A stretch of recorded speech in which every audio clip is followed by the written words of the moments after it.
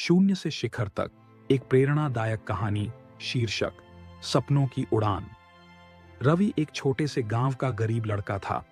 उसके पिता एक दिहाड़ी मजदूर थे और मां दूसरों के घरों में सफाई का काम करती थीं। परिवार की आर्थिक स्थिति इतनी खराब थी कि कभी-कभी पेट भर खाना भी नसीब नहीं होता था। लेकिन रवि के सपने बड़े थे। वह पढ़ लिखकर कुछ बड़ा करना चाहता था। गांव में अच्छी शिक्षा की सुविधा नहीं थी, लेकिन रवि ने हार नहीं मानी। वह सरकारी स्कूल में पढ़ता और रात को स्ट्रीट लाइट के नीचे बैठकर पढ़ाई करता। उसे किताबें खरीदने के पैसे नहीं होते थे, तो वह पुराने अखबारों और फेंकी गई किताबों से सीखता।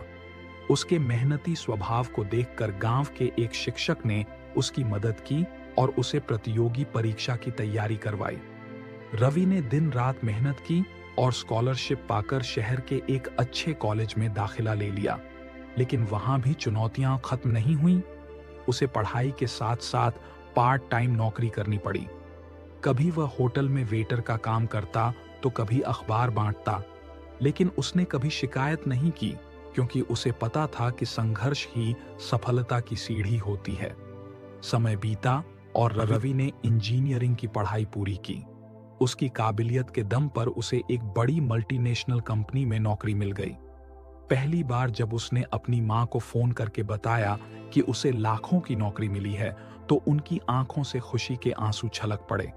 आज रवि एक सफल इंजीनियर है और अपने गांव के बच्चों को पढ़ाई के लिए प्रोत्साहित करता है। वह कहता है, सपने अगर सच्चे दिल से देखो और उनके लिए मेहनत करो तो कोई भी हालात तुम्हें रोक नहीं सकते। सीख, संघर्ष हमें मजबूत बनाता है और मेहनत हमें हमारे सपनों तक पहुंचा जाती है। अगर रवि अपनी गरीबी को अपनी कमजोरी मान लेता तो शायद वह कभी सफल नहीं हो पाता।